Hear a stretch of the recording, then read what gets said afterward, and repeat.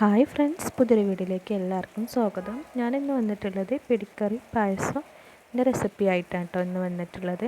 അപ്പോൾ എൻ്റെ ചാനൽ ആദ്യമായിട്ട് കാണണമെങ്കിൽ ലൈക്ക് ചെയ്യുക, ഷെയർ ചെയ്യുക, സബ്സ്ക്രൈബ് ചെയ്യുക. അപ്പോൾ നമുക്ക് വീഡിയോയിലേക്ക് കിടക്കാം. അപ്പോൾ അതിനായിട്ട് ആദ്യം ഞാൻ കുറച്ച് അരിപ്പൊടി എടുത്തിട്ടുണ്ട്. ഇത് പത്തിരിക്ക് പൊടി വാട്ടുന്നത് പോലെ തന്നെ നമുക്ക് ഈ അരിപ്പൊടി ഒന്ന് വാട്ടിയെടുക്കണം.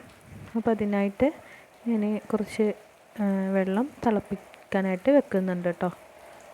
അപ്പോൾ വെള്ളം നന്നായിട്ട് തിളച്ച് വന്നിട്ടുണ്ട്. ഇനി അതിലേക്ക് നമുക്ക് കുറച്ച് ഉപ്പിട്ട് കൊടുക്കാം കേട്ടോ. ഇനി അതിലേക്ക് പൊടി ഒന്ന് ഇട്ടിട്ട് വേവിച്ചെടുക്കാം കേട്ടോ. പൊടി നന്നായിട്ട് വേവിച്ചെടുത്തിട്ടുണ്ട് കേട്ടോ. ഇനി നമുക്കിത് നന്നായിട്ട് കുഴച്ചെടുക്കാം കേട്ടോ. പൊടി നന്നായിട്ട് കുഴച്ചെടുത്തിട്ടുണ്ട്. കൂടെ വേറൊരു പാത്രത്തിൽ കുറച്ച് പൊടിയും കൂടി എടുത്തിട്ടുണ്ട് കേട്ടോ. ഇനി അതിൽ നിന്നൊരു കുറച്ച് എടുത്തിട്ട് നമ്മൾ കയ്യിൽ വെച്ചിട്ട് ഇങ്ങനെ റോളാക്കി എടുക്കണം കേട്ടോ. റോളുകളാക്കി എടുത്തതിന് ശേഷം പൊടി നന്നായിട്ട് മിക്സ് ആക്കിയിട്ട് അതിൽ നിന്ന് എടുത്തിട്ട് വേറൊരു പാത്രത്തിലേക്ക് ഇട്ടിട്ട് കേട്ടോ. എല്ലാം റോളാക്കി എടുത്തിട്ടുണ്ട് കേട്ടോ. ഇനി ഇതിലേക്കുള്ള മറ്റ് സാധനങ്ങൾ എന്തൊക്കെയാണ് നമുക്ക് നോക്കാം. ആദ്യം റെഡിയാക്കി വെച്ച പിടിയുണ്ട്. ഇനി അതിലേക്ക് കുറച്ച് ശർക്കര, തേങ്ങ വേണം കേട്ടോ. ഒരു തേങ്ങ ഫുൾ എടുത്തിട്ടുണ്ട് കേട്ടോ. കുറച്ച് അരിപ്പൊടി വേണം, പിന്നെ ഏലക്കായും കൂടി വേണം കേട്ടോ. ഇനി നമുക്ക് പിടി വേവിച്ചെടുക്കാം. ഞാൻ ആദ്യം തന്നെ വെള്ളം വെച്ചിട്ട് തിളപ്പിച്ച് എടുത്തിട്ടുണ്ടായിരുന്നു.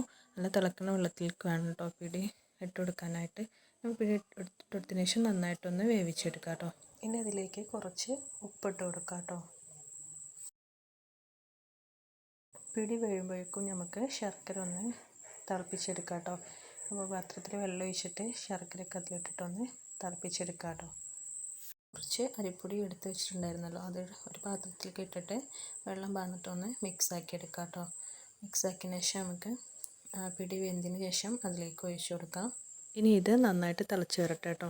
ഇപ്പോൾ നന്നായിട്ട് തിളച്ച് വന്നിട്ടുണ്ട്. ഇനി അതിലേക്ക് നമുക്ക് ശർക്കര പാനി ഒഴിച്ചു കൊടുക്കാം കേട്ടോ.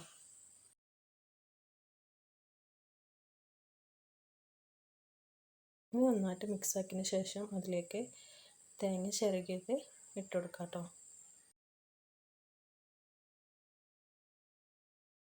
തേങ്ങ ഇട്ടതിന് ശേഷം നന്നായിട്ട് തിളച്ചിട്ടുണ്ട് കേട്ടോ. ഇനി നമുക്കൊന്ന് ഏലക്ക കുത്തിയിട്ടൊന്ന് ഇട്ട് കൊടുക്കാം കേട്ടോ. നന്നായിട്ടൊന്ന് തിളച്ച് വരട്ടെ. അങ്ങനെ നമ്മുടെ പിടിപ്പായസം റെഡി ആയിട്ടുണ്ട്. അപ്പോൾ എല്ലാവരും ഒന്ന് ട്രൈ ചെയ്യുന്നുണ്ടോ. അപ്പോൾ എല്ലാവർക്കും ഈ റെസിപ്പി ഇഷ്ടമായെന്ന് വിചാരിക്കുന്നു. ഇഷ്ടമെങ്കിൽ ലൈക്ക് ചെയ്യുക, ഷെയർ ചെയ്യുക, സബ്സ്ക്രൈബ് ചെയ്യുക. ഇനിയൊരു പുതിയ വീഡിയോയുമായി ഇനി വരാം. ബായ്.